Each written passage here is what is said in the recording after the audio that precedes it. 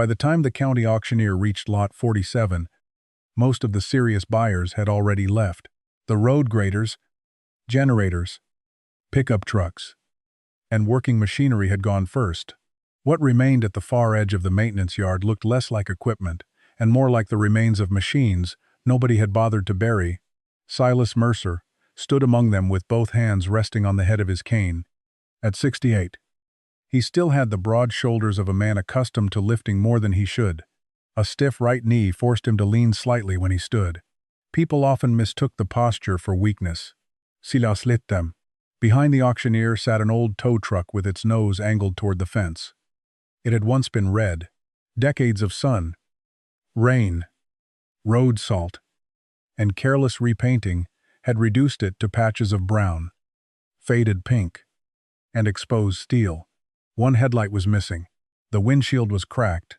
A thick recovery boom rose over the rear bed, sagging slightly to the left.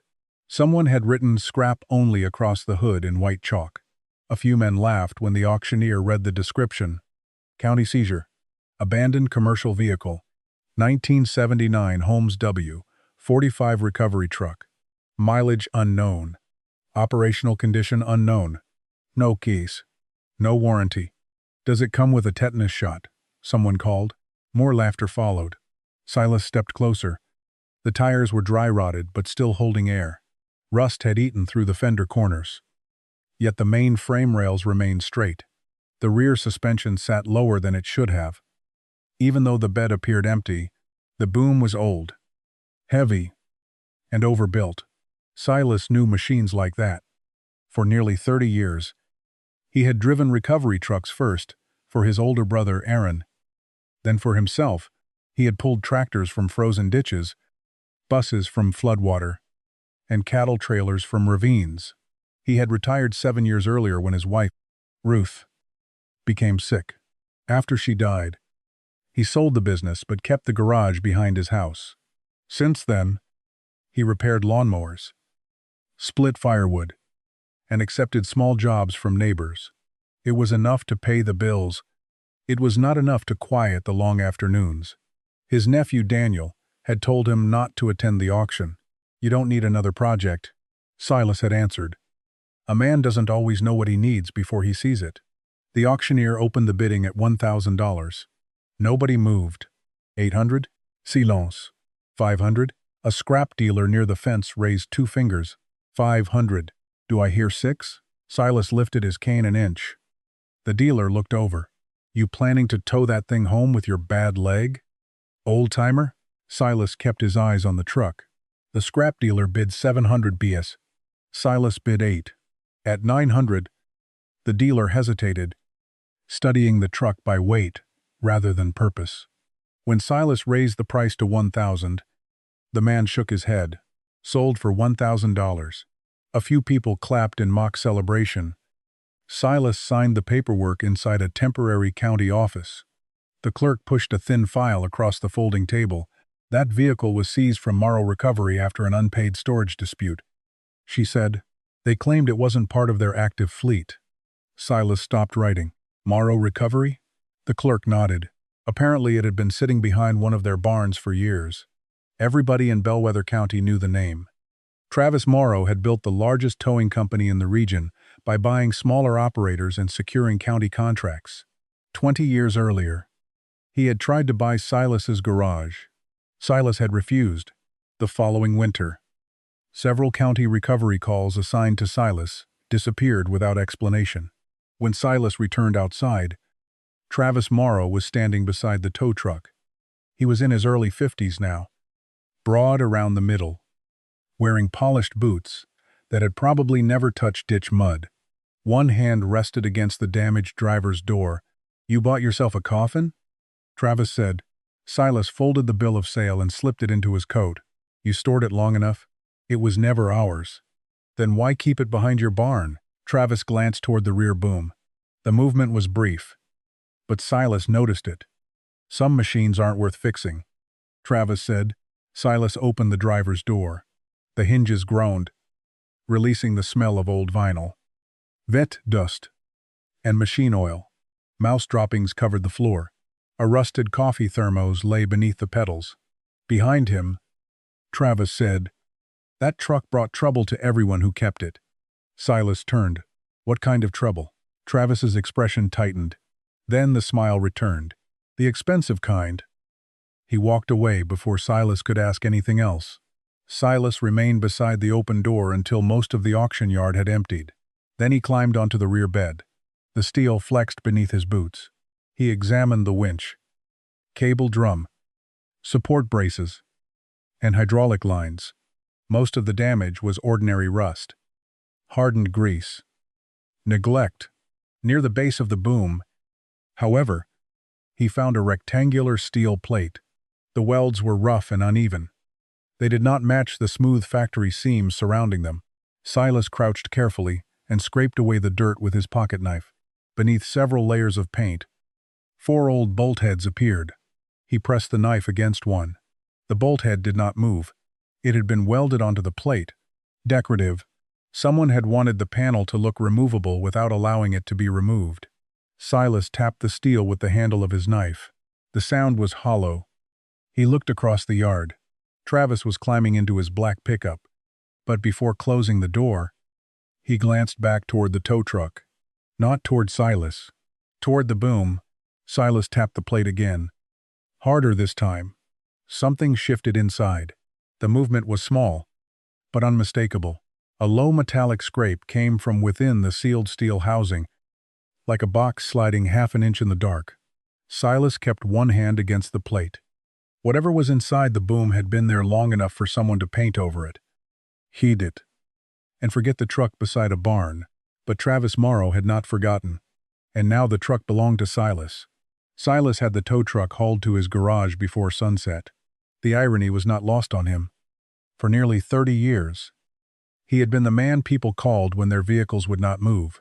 Now he stood beside his own driveway, watching another operator drag his newest purchase backward onto a flatbed. The driver was Luke Harris. The son of a farmer Silas had once helped during a winter storm. Luke tightened the final chain and looked over the rusted truck. "You sure this thing is worth hauling?" Silas watched the sagging boom. "No." Luke waited for more. Silas gave him nothing. The old garage stood behind Silas's house, beyond a row of apple trees Ruth had planted when they were newly married. The metal siding had faded to a dull green, and the sliding doors leaned inward at the top.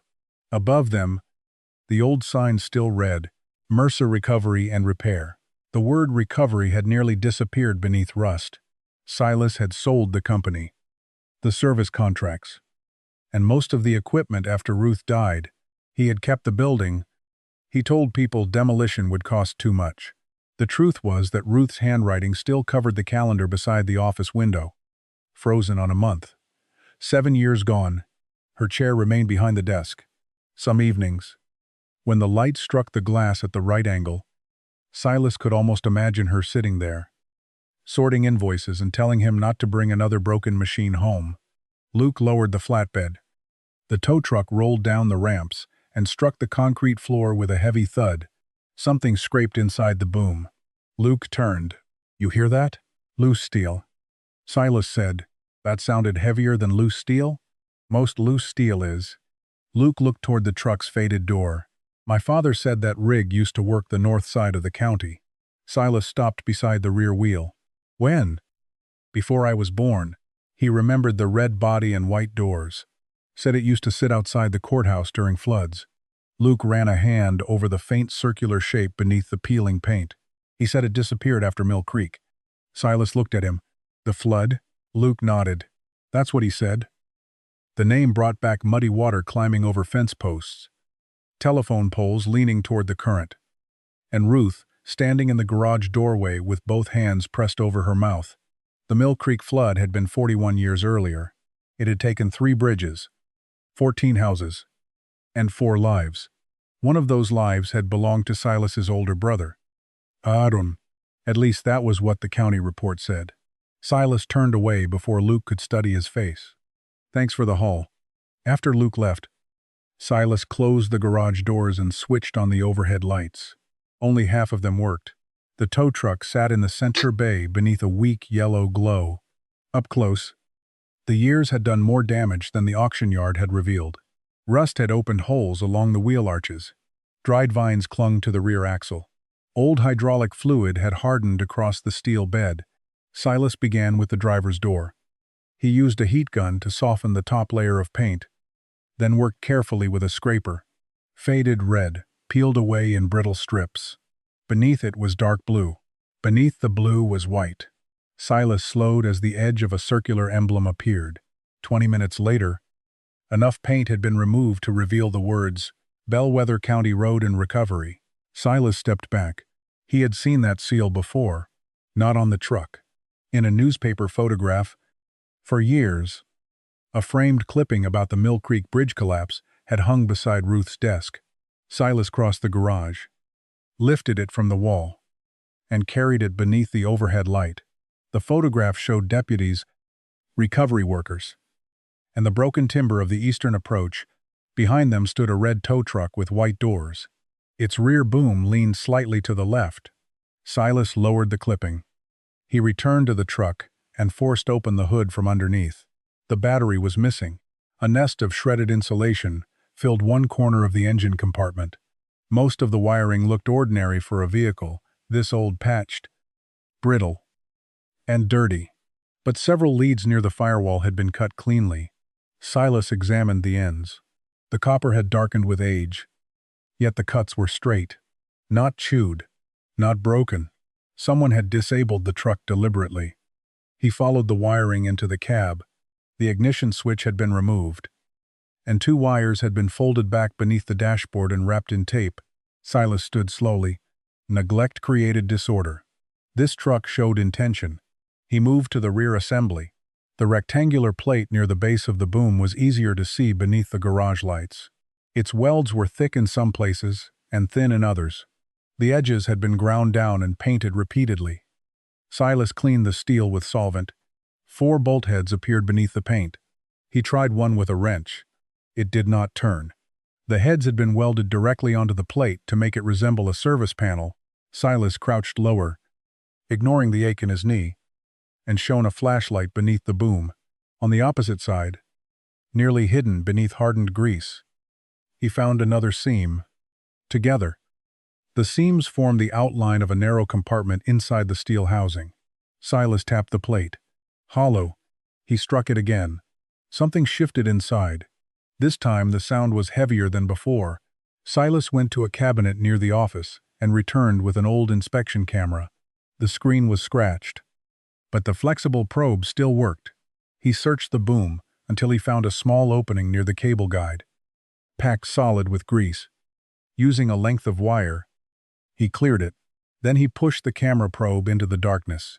At first, the screen showed only rust, dust, and the rough inner wall of the boom. Silas fed the cable deeper. The image shook. A flat surface appeared. It was not part of the truck. Silas adjusted the angle. A long metal box lay wedged against an internal brace. Black tar had been brushed around its seams. One corner had split open, revealing folded material inside. Paper. Silas held the camera steady. There were words scratched into the lid. The letters were shallow and partly hidden beneath grime, but still readable. Keep it hidden. Silas sat back on the concrete. The overhead lights buzzed above him. For 41 years, he had accepted that Aaron died in floodwater beneath a collapsing bridge. Now a sealed box had been found inside the same county truck photographed at the scene. Silas looked again at the newspaper clipping. This time he studied the recovery workers instead of the bridge. Near the rear of the tow truck stood a younger man in a mud-covered work shirt. His face was turned toward the camera. Silas brought the photograph closer to the light. The jaw was narrower then. The hair was darker. But there was no mistaking him. Aaron Mercer stood beside the truck, alive, and looking directly toward the boom. Silas did not cut into the boom that night. He wanted to. The grinder sat on the workbench with a fresh cutting wheel already mounted. All he had to do was mark the steel, lower his face shield, and open the compartment. Someone had sealed 41 years earlier. Instead, he locked the garage and returned to the house. He slept badly. Every time he closed his eyes, he saw the newspaper photograph, Aaron beside the county truck, alive, looking toward the boom as if he knew something had been placed inside it. By 6 the next morning, Silas was back in the garage. Rain tapped against the metal roof. The tow truck filled the center bay, its faded body appearing darker beneath the weak overhead lights. Silas placed the newspaper clipping on the workbench, away from sparks and dust. Then he studied the boom again. Cutting through the outer plate would be simple. Removing it without damaging the box inside would not. He used the inspection camera to measure the gap between the hidden box and the steel wall. Less than 2 inches separated them near the top. At the lower edge, the box appeared to rest directly against the compartment. One careless cut could destroy whatever had survived inside. Silas marked a narrow rectangle around the false service panel. Before starting, he called Daniel. His nephew answered on the 4th ring. "You all right? I need a hand at the garage." "With the truck?" "Yes." Daniel Silas could hear traffic in the background. "I told you that thing was scrap. Bring safety glasses." There was a pause. "What did you find?" "I'll show you when you get here." Daniel arrived 40 minutes later, wearing work boots, jeans, and the expression of a man already regretting his decision. At 36, he had Aaron's height, but none of Aaron's features. His face resembled Silas's younger sister, all sharp cheekbones and patient eyes. He stopped inside the garage doors. "You bought that?" Silas handed him the inspection camera. Daniel watched the footage on the small screen. The irritation left his face. "What is that? A box? Inside the boom?" Silas nodded. Daniel replayed the image until the scratched words appeared. "Keep it hidden." He looked toward the truck. "Did you call the sheriff?" "No." "Why not?" "Because the sheriff's office worked the Mill Creek flood. That was 40 years ago. Records last longer than people." Daniel studied him. "This is about Aaron, isn't it?" Silas pointed to the newspaper clipping. Daniel lifted it from the bench. He had seen the photograph before, but this time Silas showed him the truck, the boom, and the direction Aaron was facing. Daniel's eyes narrowed. "That could be coincidence?" "It could. You don't think it is?" "No." Daniel placed the clipping down carefully. "What do you need me to do?" Silas marked the safest cutting line and explained the angle. Daniel held a steel shield between the boom and the interior box, while Silas started the grinder. The first contact filled the garage with sparks. The truck's old paint blackened around the blade. Rust and metal dust fell across the bed. Silas worked slowly, stopping every few inches to check the depth. The plate was thicker than expected. Someone had not merely covered the compartment, they had armored it. After nearly an hour, 3 sides of the panel had been cut. Silas switched to a handsaw for the final edge. The steel groaned as Daniel pulled it outward. A smell escaped from the compartment: old oil, tar, damp paper, and something faintly medicinal. Inside lay the long metal box. It was nearly 3 feet in length and narrow enough to fit between the boom's internal braces. Black sealing compound covered the seams.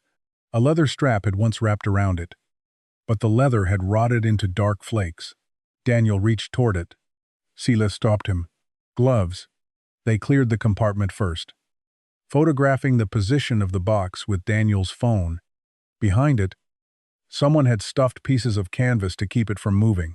The material was still marked with dried mud. Silas pulled one corner into the light. Faded blue letters were printed across it. Bellwether County Emergency Services. Daniel read the words twice. This came from the flood response. Silas did not answer. Together, they eased the box from the boom and placed it on the workbench. It was heavier than paper alone. The lid had no visible lock. Along one side, the sealing compound had split, exposing the edge of a brass hinge. Silas cleaned the surface with a soft brush. Beneath the grime, more scratches appeared. The message on the lid was longer than the camera had shown. "Keep it hidden until they can't bury it again." Below the sentence were 2 sets of initials, Elibri, M, and beneath them, W, H. Daniel looked at Silas. "Silas Mercer, maybe?" "Who's W, H?" Silas knew several men from the old recovery crews whose surnames began with H. But only one name came to him immediately: Walter Halle, in 1983. Walter had been a county mechanic. He had also testified at the official inquiry into the Mill Creek Bridge collapse. According to the newspaper, Walter claimed the tow truck's cable failed during the rescue attempt. His testimony helped establish the county's version of events. Aaron had driven too close to the damaged bridge. The truck lost traction, and both man and machine were swept downstream. Silas had never believed the part about the cable. Aaron maintained his equipment better than anyone Silas knew, but grief had made argument feel useless. Daniel traced the second set of initials without touching them. Is Walter Hale still alive? I don't know. You think he helped Aaron hide this? Silas looked at the sealed lid, or helped someone hide it from him. The black compound had hardened almost to stone. Silas warmed it carefully with a heat gun, while Daniel worked a thin blade into the seam. The lid lifted less than half an inch. A strip of wax cloth had been placed beneath it as a second seal. Silas cut the cloth. The smell of old paper grew stronger. He raised the lid. Inside, each item had been wrapped separately.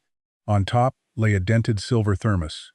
Beneath it was a canvas pouch, a small brass key, a folded county map, and a bundle of papers tied with oil-soaked cord. At the bottom rested a wooden case no larger than a cigar box. Silas picked up the thermos first. The metal was scratched and darkened, but he recognized the shape immediately. Aaron had carried it every winter. Ruth used to complain that the cap leaked coffee onto the truck seats.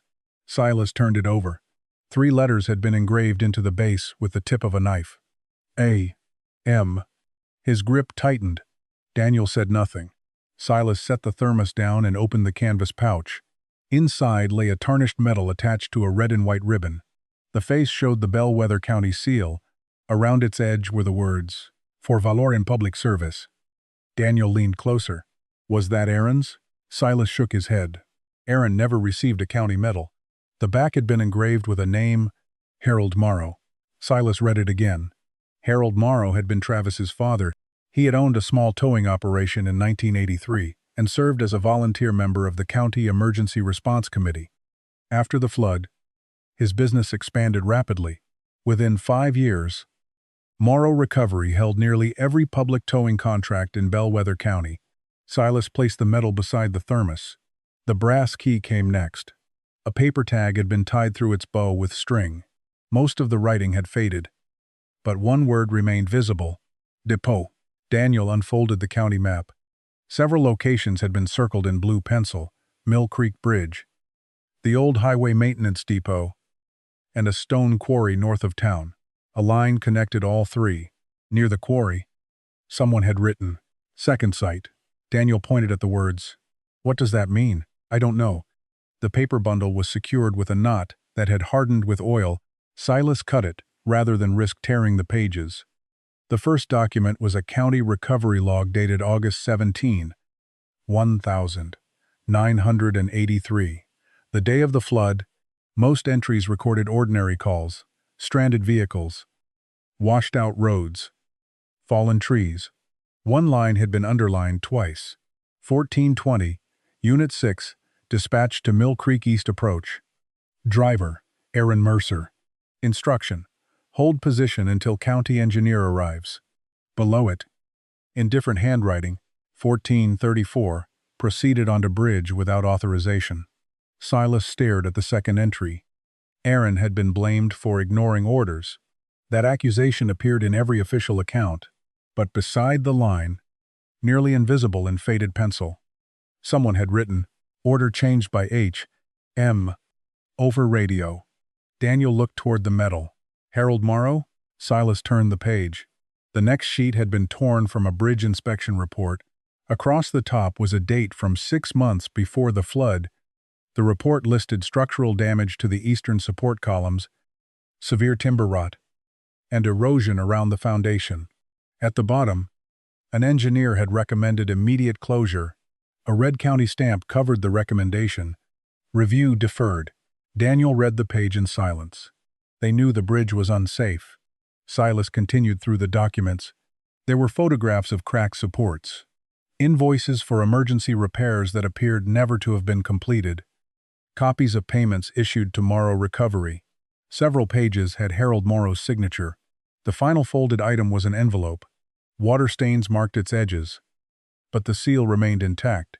On the front, in handwriting Silas knew better than his own, were 3 words. For Silas only. His brother had written them. Daniel took a step back. Silas held the envelope beneath the light.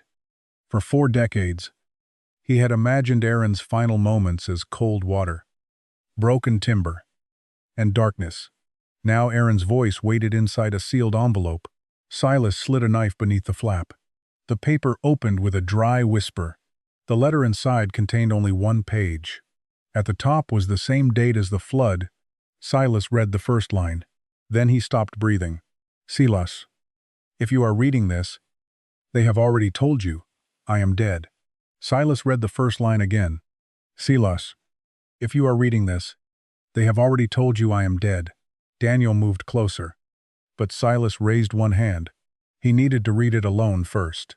The letter continued in Aaron's tight, slanted handwriting. The bridge was already failing before the flood. Harold Morrow knew. So did the county engineer and 2 commissioners. They kept it open because closing the road would delay the quarry contract. Silas looked toward the inspection report on the workbench. Aaron had not written about rumors. He had written names.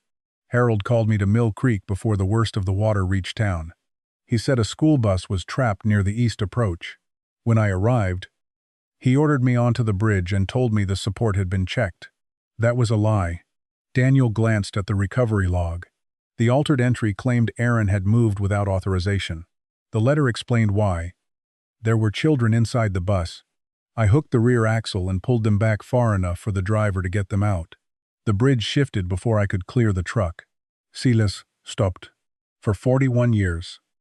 The county had described Aaron's final act as reckless. The truth was the opposite. He had gone onto the bridge because children were trapped there. Silas continued. I survived the collapse. Walter Hale found me downstream before the deputies did. My shoulder was broken, and I could barely walk. He hid me in the maintenance depot because Harold's men were already searching the riverbank. Daniel looked up. Searching for him? Silas read the next lines. They were not looking to rescue me. They were looking for the inspection report I took from Harold's truck. He knew I had heard the radio order and seen the bridge file. The garage seemed smaller. The rain had strengthened, striking the roof in hard, steady bursts. Walter said Harold planned to blame the collapse on me. He was right. By morning, the county was saying I ignored orders, overloaded the cable, and drove onto the bridge after being warned away.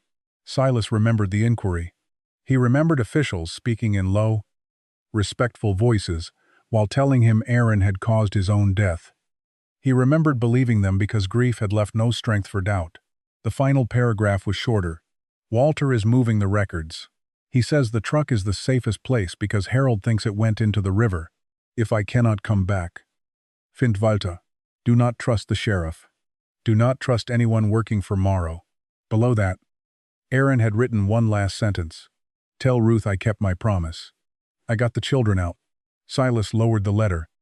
Daniel remained silent for several seconds. Then he asked, What promise? Silas folded the page along its original crease. Ruth was afraid Aaron would get himself killed saving somebody. He placed the letter beside the thermos. She made him promise he would never take a risk unless someone's life depended on it. Daniel looked at the recovery log, the bridge report, and Harold Morrow's medal. So the county knew the bridge was unsafe. Harold sent Aaron onto it anyway. Then they blamed him after it collapsed. Yes, and Aaron survived. For at least one night. Daniel pointed to the initials on the box. Then Walter sealed this inside the truck. Maybe. Silas examined the remaining documents. Most supported the same facts already revealed in Aaron's letter. Repair money diverted. Inspection warnings ignored. Towing contracts awarded to Morrow Recovery. One page mattered more than the rest. It was a handwritten inventory signed by Walter Hale. One bridge report. One radio dispatch copy. 3 payment records. One recorded statement. At the bottom, Walter had written, Original recording moved to Site 2. Daniel unfolded the county map again. The quarry. Silas nodded. A knock sounded against the garage door. Both men froze. The knock came again. Louder. Silas covered Aaron's letter with the old newspaper clipping. Daniel closed the metal box. "Who knows the truck is here?" he asked. "Luke." "And everyone at the auction?" Silas crossed the garage and opened the side door only a few inches. Travis Morrow stood outside in the rain. He wore no hat. Water ran from his gray hair onto the collar of his coat. His eyes moved past Silas toward the tow truck. "You opened it," Travis said. It was not a question. Silas kept one hand on the door. "What are you afraid I found?" Travis looked at him for a long moment. Then he said, "Something your brother died trying to hide." Silas opened the door wider. "My brother didn't die at the bridge." The color left Travis's face. That was the answer Silas needed. Travis knew. Travis stared past Silas at the open boom. "You should have left that truck where it was." Silas stepped outside and pulled the garage door shut behind him. Rain ran from the roof in a steady sheet. "Did your father know Aaron survived?" Travis looked toward the house. Then back at Silas. "Let me inside." "No. This is not a conversation you want the neighbors hearing." Silas opened the door. Travis entered without waiting. Daniel stood beside the workbench, one hand resting on the closed metal box. Travis saw it immediately. For a moment, fear broke through his practiced expression. "What did you read?" "Enough," Silas said. Travis removed his wet coat but kept it in his hands. "My father has been dead 12 years. That does not answer the question." "No, it doesn't." Silas placed Aaron's letter on the workbench. Travis did not touch it. "My father knew the bridge was failing," Silas said. "He sent Aaron onto it. Then he changed the recovery log." Travis looked at the floor. "He did more than change a log." Daniel moved closer. "What else?" Travis hesitated. Silas waited.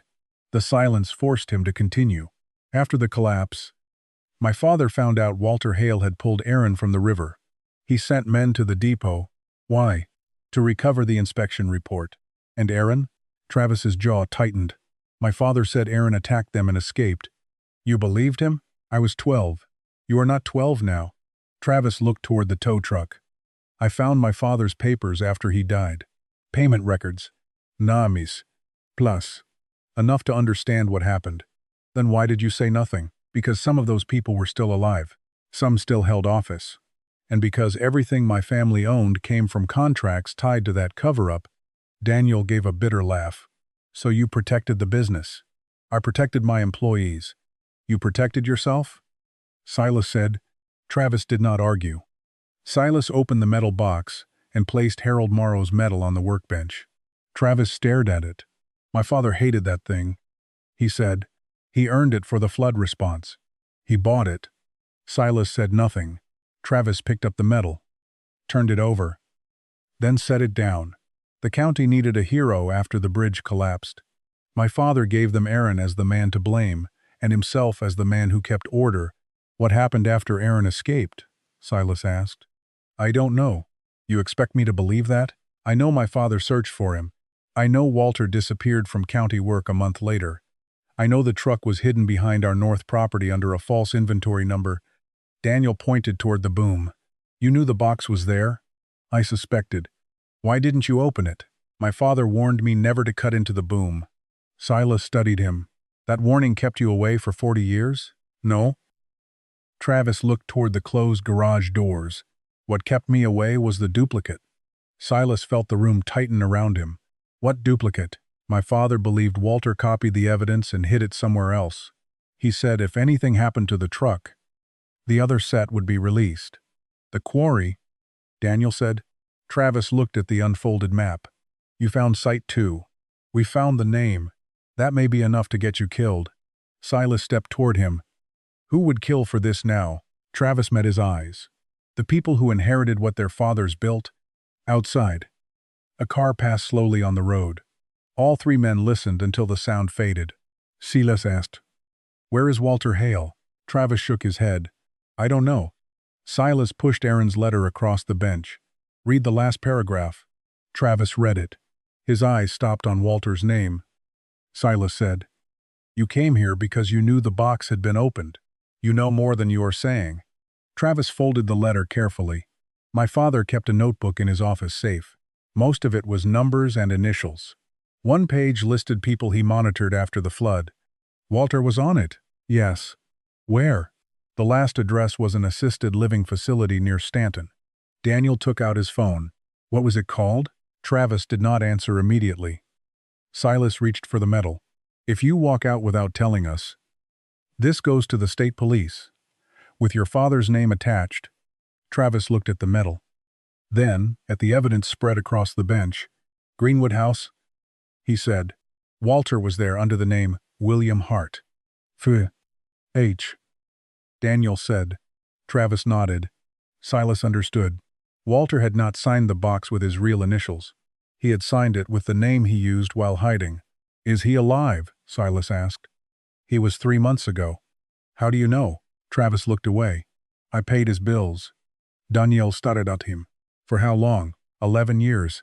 Why? Travis picked up his coat. Because my father destroyed his life.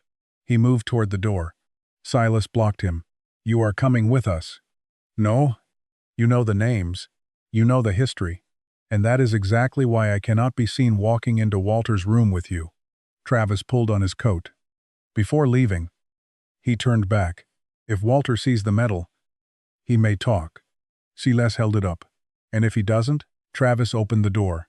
Ask him what happened beneath the maintenance depot. The rain blew into the garage. What happened there? Silas asked. Travis paused at the threshold. My father said Aaron escaped. He looked back once. Walter said they took him. Greenwood House stood 2 counties west of Bellwether. Behind a church and a row of bare maple trees, Silas and Daniel arrived shortly after noon. The receptionist found no resident named Walter Hale. When Daniel asked for William Hart, her expression changed. Family? Old friends?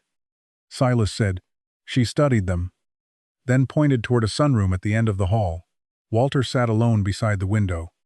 He was 86, thin beneath a gray cardigan, with one hand curled against his chest. His eyes appeared unfocused until Silas placed Harold Morrow's medal on the table. Walter stared at it. Then he looked at Silas. You have Aaron's face. He said. Silas sat opposite him. I'm his brother. Walter closed his eyes. I wondered which of us would die first. Is Aaron dead? Walter opened his eyes again. I don't know. Daniel pulled a chair closer. We found the box inside the tow truck. Walter's gaze moved sharply toward him. You opened the boom? Yes. Then Morrow knows. Harold is dead. Walter gave a faint, humorless smile. Harold was never the only Morrow. Silas placed Aaron's letter on the table. Walter recognized the handwriting before reading a word. His fingers trembled as he touched the page. I told him not to write your name. What happened after the bridge? Silas asked. Walter looked toward the hallway. No one here knows who I was. They still won't.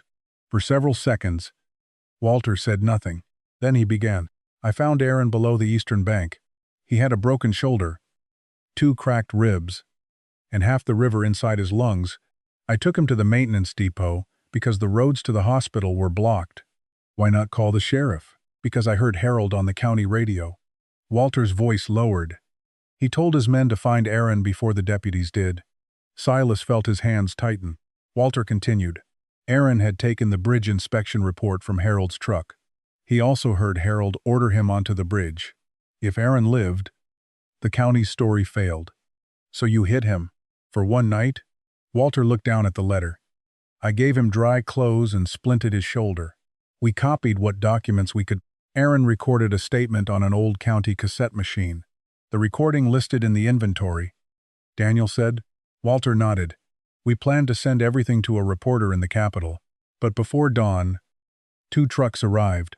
Harold's men and a deputy. Silas leaned forward. What happened? They searched the depot. Aaron tried to leave through the service tunnel beneath the floor. Walter paused. They caught him at the far end. Silas heard the rain against the sunroom windows. Did you see them take him? Yes. Where? North. To the quarry? Walter looked at him sharply. You found the map? We found Site 2. Walter rubbed one hand over his mouth. The quarry had an abandoned blasting storehouse cut into the hillside. Harold used it to keep vehicles and equipment off county records. Did they imprison Aaron there? Walter nodded once. For at least 9 days. Daniel stared at him. How do you know? I brought food. Silas stood so quickly his chair scraped across the floor. You helped them hold him? Walter flinched. I was trying to keep him alive. You left my brother in a hole for 9 days. If I refused, Harold said he would kill him immediately. Silas looked away. Anger moved through him faster than thought. But Walter no longer looked like a man capable of defending himself. Daniel asked, "Why didn't you go to the state police?" I tried. Walter's eyes filled with shame. The deputy intercepted me before I reached the county line. After that, Harold watched my house, my wife, and my children. What happened on the 9th day? Silas asked. Walter looked at the metal. Aaron escaped. Silas turned back.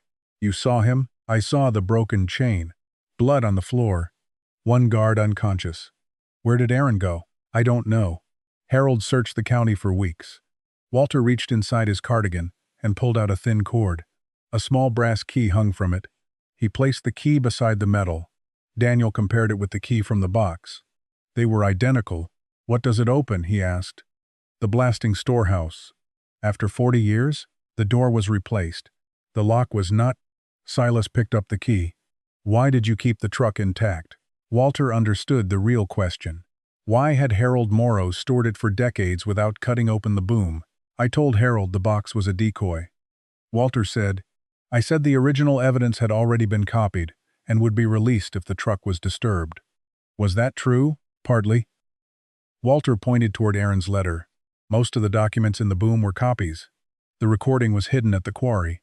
Then Harold could have destroyed the truck. He wanted the evidence where he could watch it. And he believed the truck itself proved nothing without the recording. Daniel unfolded the county map. Is Site 2 still there? Walter nodded. The main quarry entrance was sealed years ago. Use the old service road from the south. There is a drainage tunnel behind the collapse-scale house. Silas slid the key into his pocket. Walter caught his wrist. Do not go through the front gate. Why? Travis monitors it. Silas looked at him. Travis has been paying for your care. Walter released his wrist. That is guilt, not loyalty. Does he know Aaron escaped? Yes. Does he know where Aaron went? Walter's eyes returned to the window. No. But his father believed Aaron left something behind before he escaped. What? A second recording. The sunroom door opened. A nurse stepped inside. Mister, Hart needs to rest. Silas gathered the letter and metal. Before he left, Walter spoke again. Silas. He turned. Walter's voice was barely audible. When you reach the storehouse, look at the wall behind the chain. What will I find? The last thing Aaron wrote before he got out. The old quarry road had nearly disappeared beneath weeds and fallen branches. Silas parked half a mile from the entrance and continued on foot with Daniel. Neither man spoke. The main gate stood open. Beyond it, fresh tire tracks crossed the mud.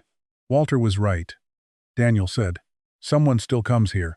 They avoided the front road and followed the southern fence until they found the collapse-scale house. Behind it, a concrete drainage tunnel disappeared into the hillside. Silas switched on his flashlight. The tunnel was narrow, wet, and steep enough to make his knee ache. Rusted pipes ran along one wall. At the far end, an iron door stood beneath years of mineral stains. Silas inserted Walter's key. The lock resisted, then turned. Inside was a room cut directly into the rock. Old shelves lined the walls. Broken crates lay across the floor. A single chain had been bolted into the concrete near the back corner. Daniel shone his light over it. Dark marks covered the wall beside the bolt. Short vertical lines, grouped in sets of 5. Days? Daniel said. There were 9 marks. Silas moved closer. Below them, faint scratches formed words. He wiped away the dust with his sleeve. Walter, the tunnel is open. Beneath that, Silas must know. Silas placed his hand against the wall. Aaron had written his name here. Not in a report. Not in someone else's memory. Here. Daniel searched the shelves while Silas examined the chain. One link had been cut and bent apart. Aaron had escaped exactly as Walter described. Uncle Silas. Daniel stood near the opposite wall. A section of rock behind the chain sounded hollow. They cleared away a stack of rotted boards and found a shallow recess, sealed with mortar. The patch was rough, and newer than the surrounding stone. Silas used a hammer and cold chisel. After several strikes, the mortar broke inward. Inside sat a metal ammunition box wrapped in black plastic. The plastic cracked when Daniel lifted it out. The box contained no papers, only a cassette recorder, 2 tapes, and a photograph. The photograph showed Aaron sitting against the quarry wall. His left arm was bound to his chest. His face was bruised, but he was alive. Beside him stood Walter Hale. On the back, someone had written, August 2016, Iten Jobai Bashasan. 9 days after the flood, Daniel held up the first cassette. A label read, Aaron Bridge Statement. The second tape had no name, only one word, after. Silas examined the recorder. Corrosion covered the battery compartment, but the cassette mechanism still moved. We need to play these somewhere safe, Daniel said. A metallic sound came from outside. Both men froze. A vehicle door had closed near the quarry entrance. Daniel switched off his flashlight. They stood in darkness, listening. Footsteps moved across the gravel above them. More than one person. Silas placed the tapes inside his coat. A beam of light swept across the drainage tunnel. Someone had found their car. Daniel whispered, There's another way out? Silas remembered the message on the wall. The tunnel is open. He searched behind the broken chain and found a narrow passage partly hidden by loose stone. Cold air moved through it. The footsteps entered the storehouse. Silas and Daniel slipped into the passage. It was barely wide enough for one person. They moved in darkness, guided by the draft. Behind them, a man entered the room. Box is gone, a voice said. Another voice answered. Then they have the tapes. Silas recognized it. Travis Morrow. Daniel stopped, but Silas pushed him forward. They continued until the passage opened onto a wooded slope behind the quarry. Neither spoke until they reached the road. Daniel turned toward him. Travis followed us. Silas looked back at the hillside. No. He removed the unlabeled cassette from his coat. He was waiting for whoever found this. Silas and Daniel reached the truck just before dark. Travis was waiting beside it. He stood alone, hands visible. Daniel stopped several yards away. You brought men into the quarry. They were not mine, Travis said. Silas watched his face. Then whose? Men who still work for families named in those records. You knew they would come? I knew someone had been watching the quarry. Silas held up the cassette marked after. And you were waiting for whoever found this? Travis nodded.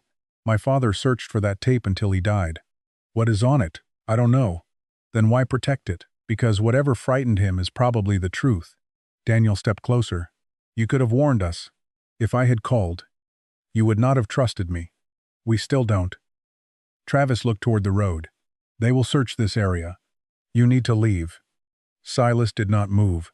Walter said, Your father believed Aaron left something behind before escaping. The second recording. What happened after Aaron escaped? Travis hesitated. Then he removed a folded photograph from his wallet. It showed a young woman standing outside a roadside diner. The image was faded, but a name had been written on the back. Elena Ruis, September 1983. Silas looked up. Who is she? She found Aaron. Daniel took the photograph. Where? Near the state line. 11 days after he escaped the quarry. Silas felt the air leave his lungs. Aaron made it out of Bellwether County? Yes. Why didn't he come home? Travis looked at the cassette. Elena may know. Silas grabbed the front of his coat. You knew someone saw my brother alive, and you said nothing.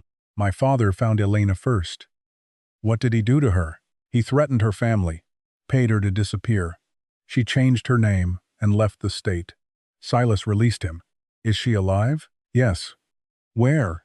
Travis handed Daniel a slip of paper. An address in southern Ohio. Daniel read it. How do you know this is current? I spoke to her last year. Silas stared at him. You found her? I was trying to understand what my father had done. And what did she tell you? Almost nothing. She said she would only speak to Aaron's family. Travis looked directly at Silas. She has been waiting for you. A vehicle appeared at the far end of the road. Travis glanced toward it. You need to go now. Daniel climbed into the driver's seat. Silas remained beside Travis. Why help us? Travis looked toward the quarry. My father built our name by destroying your brothers. The approaching headlights grew brighter. I cannot undo that, he said, but I can stop protecting it. Silas got into the truck. Daniel drove, without turning on the interior light. They did not stop until they crossed the county line. 2 hours later, they reached a small motel beside the highway. Daniel bought fresh batteries from a vending area, while Silas placed the cassette recorder on the table.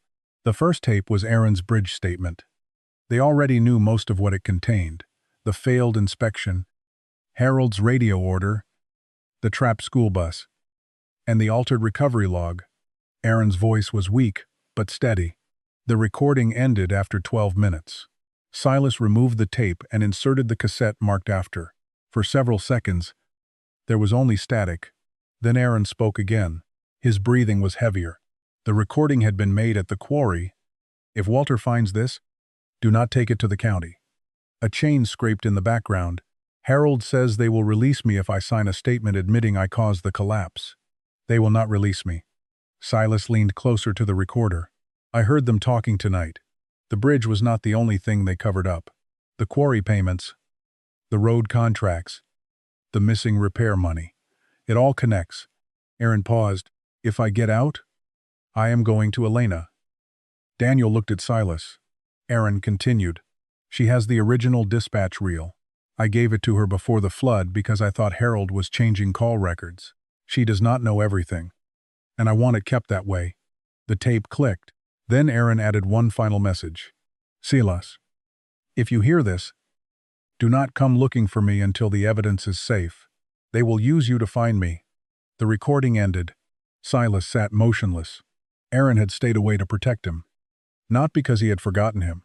Daniel placed Elena's address beside the recorder. We leave at sunrise. Silas looked at the photograph. For 41 years, every trail had ended at the river. Now, for the first time, it led beyond Bellwether County. Elena Ruiz lived in a small white house outside Portsmouth. Silas recognized her before she opened the door. She was older now, her dark hair almost completely gray, but the eyes matched the woman in Travis's photograph. She looked at Silas for several seconds. Then she said, "You're Aaron's brother." Silas nodded. Elena stepped aside. The house was quiet and carefully kept. Family photographs covered one wall, but none showed Aaron. Daniel placed the cassette recorder on the kitchen table. We found his tapes. Elena closed her eyes. So Walter kept his promise. Silas remained standing. When did you last see Aaron? September 2nd. Etienne Jobabashasan. 16 days after the bridge collapse. Elena sat across from him. He came to the diner before sunrise. His arm was injured. His face was swollen. He could barely stand. Why did he come to you? Because I had the dispatch reel. She explained that she had worked nights at the county communications office. Harold Morrow frequently appeared after major recovery calls and pressured dispatchers to alter times and instructions. Aaron noticed. 2 days before the flood, he asked Elena to copy the original radio reel if anything happened to him. He said he didn't trust the county log. She said, "What was on the reel?" Daniel asked. Harold ordering Aaron onto the bridge. Aaron asked whether the eastern support had been inspected. Harold told him it had. Elena looked at Silas. It had not. Silas sat down. What happened after Aaron reached you? I cleaned his wounds. I gave him food. He wanted to call you. Why didn't he? Because 2 men were watching the diner. She had driven Aaron out through the service alley and hidden him in her uncle's fishing cabin near the Ohio River. For 3 days, he recovered there. Then Harold found Elena. He showed me photographs of my parents' house. She said, he knew where my younger brother went to school. Silas understood before she finished. He threatened your family. Yes. Did you tell him where Aaron was? No. Elena's voice hardened. I gave him the wrong county. What did Aaron do? He left that night. Where did he go? He would not tell me. Silas leaned forward. Did he say why he never came home? Elena looked toward the window. He believed Harold was watching you. We already know that. That was not the only reason. She rose and removed a metal cash box from a cupboard. Inside were several envelopes, an old reel of magnetic tape, and a folded page protected by plastic. Elena placed the page in front of Silas. It was a letter in Aaron's handwriting. Silas, I cannot come back while they can connect me to you. Harold's people believe I still have the original evidence. As long as they believe that, they will watch me instead of you. Silas read slowly. I am going to send the proof somewhere the county cannot reach. When it is safe, I will return. The letter ended without a signature. At the bottom, Elena had written a date. September Lima. Jobai Bashasan. Did he return? Silas asked. No. Did you hear from him? Once. Elena removed a postcard from the box. It showed a fire lookout tower above a forested ridge. There was no message on the back. Only 4 words. Truth is safe here. The postmark was from West Virginia. Daniel examined it. This was mailed 3 months later. Elena nodded. I tried to trace him. The post office box was false. What is the tower? Silas asked. I never knew. Daniel studied the image. A number was printed beneath the photograph. Black Ridge Fire Tower. No. Luke. Silas looked at Elena. Why didn't you give this to the police? Which police? He had no answer. Elena took out the original dispatch reel. I kept this hidden for 43 years. Daniel checked the label. The date and time matched the Mill Creek call. This proves Harold changed the order. It proves more than that, Elena said. After Aaron's truck fell, Harold stayed on the radio. He told the sheriff to report Aaron missing before the river had even been searched. Silas felt a cold pressure in his chest. Harold had begun constructing the lie while Aaron was still alive. Daniel photographed every item before placing them into separate evidence. Sleeves. Silas held the postcard. Do you think Aaron survived? Elena took a long time to answer. I believe he survived long enough to protect everyone else. That is not what I asked. No? She looked at him directly. I do not know if he is still alive. Before they left, Elena handed Silas one final envelope. Aaron asked me to give this to you only if the truth came back. Silas opened it in the car. Inside was a single sheet. Do not remember me at the bridge. Remember the children walking away from it. Below the words, Aaron had drawn a small fire tower.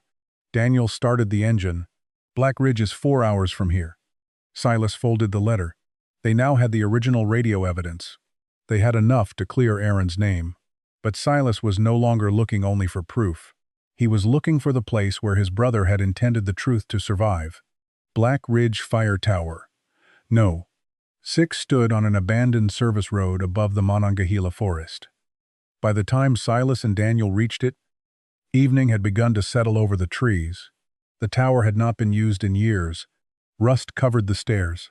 Several steps were missing. And the cabin windows had been boarded from inside. Daniel looked up. You're not climbing that. Silas took hold of the railing. I didn't drive 4 hours to stand underneath it. They climbed slowly.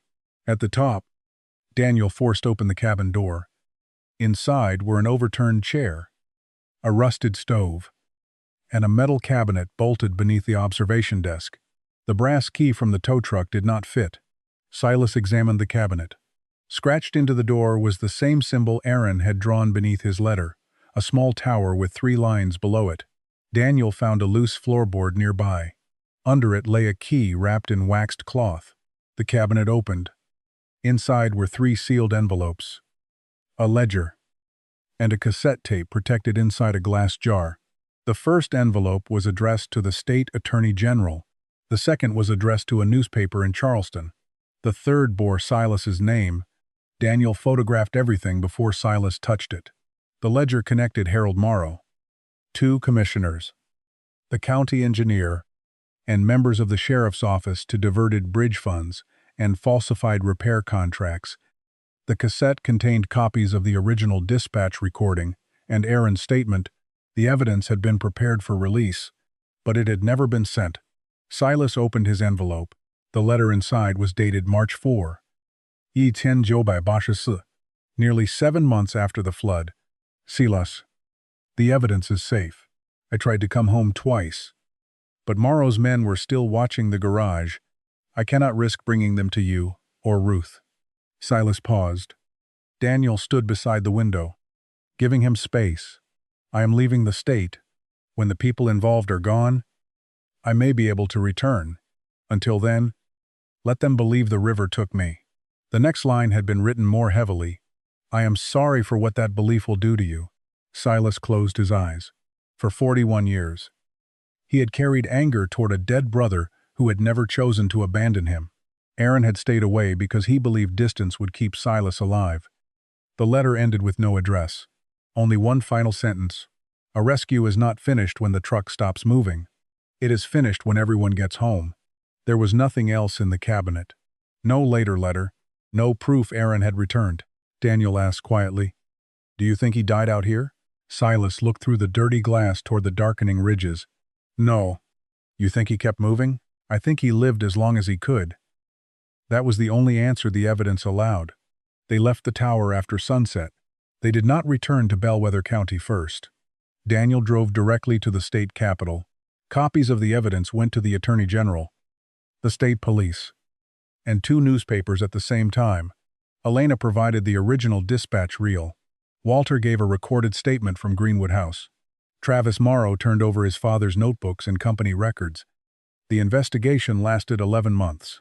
It did not end with deputies surrounding Silas's garage or men being dragged from their homes. Most of those responsible were already dead. But the public record changed. The state concluded that Bellwether County officials had concealed structural warnings, altered dispatch records, diverted repair funds, and falsely blamed Aaron Mercer for the Mill Creek collapse. The official death finding was withdrawn. Aaron's actions were entered into the record. He had driven onto the bridge under direct instruction. He had pulled the school bus to safety. He had helped 23 children and 1 driver escape before the eastern approach collapsed. His body had never been recovered because he had not died there. 3 months after the report was released, the county held a ceremony beside the rebuilt Mill Creek Bridge. Silas almost refused to attend. Daniel persuaded him. A plaque had been installed near the eastern approach, in honor of Aaron Mercer, who entered this bridge to save others, and whose courage was hidden, but not lost. Travis stood at the edge of the crowd. He did not speak during the ceremony. Afterward, he approached Silas and placed Harold's medal in his hand. It was never my father's, he said. Silas looked at the county seal on its face. Then he placed the medal beneath Aaron's name. You don't have to forgive me, Travis said. I don't. Travis nodded. But you told the truth when it still cost you something. Silas continued. That will have to be enough. By autumn, the old tow truck was running again. Silas rebuilt the engine with Daniel. They replaced the brake lines, repaired the hydraulics, and stripped away the layers of paint until the original county red and white returned. They left one section untouched. The welded panel at the base of the boom remained exactly as Silas had found it. Not to preserve the lie, to remember where the truth had waited. On the anniversary of the flood, Silas drove the truck to Mill Creek. The engine ran rough, and the steering pulled slightly left. Daniel followed in another vehicle in case it broke down. It did not. Silas parked beside the new plaque and shut off the engine. For several minutes, he sat alone in the cab. He placed Aaron's thermos on the passenger seat, beyond the windshield. Water moved beneath the bridge, calm and shallow in the afternoon light. Silas had spent most of his life imagining his brother vanishing beneath that river. Now he saw something different. A damaged truck pulling backward, a school bus reaching solid ground, children climbing out one by one, Aaron remaining at the wheel until they were safe. Silas rested one hand on the steering wheel. You got them home? He said. The words filled the empty cab. Then he started the engine. The old tow truck pulled away from the bridge, carrying no hidden evidence and no dead man's secret. Only the truth. And this time, it did not stay behind.